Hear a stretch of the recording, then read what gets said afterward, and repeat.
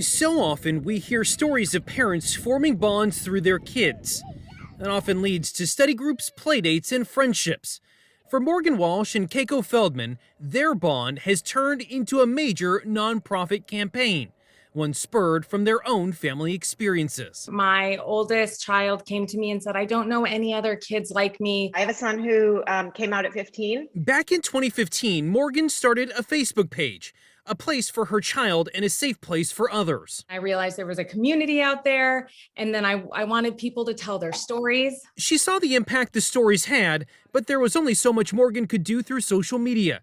So eventually, the Facebook page morphed into the nonprofit Gender Nation. She teamed up with Keiko, and the pair began sharing stories in books to schools. A lot of these schools don't have these books. We could donate the books to public school libraries. So far, they've donated thousands of LGBTQ affirming storybooks to more than 145 schools across California.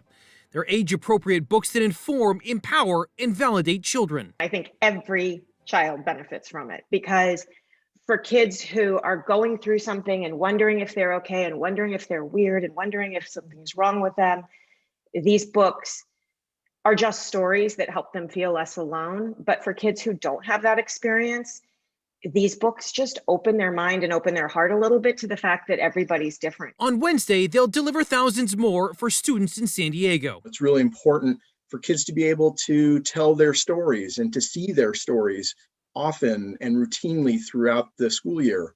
Once they do, the idea is that students will be able to better connect with their schools. For these two, the end game is books on the shelves in schools across the country.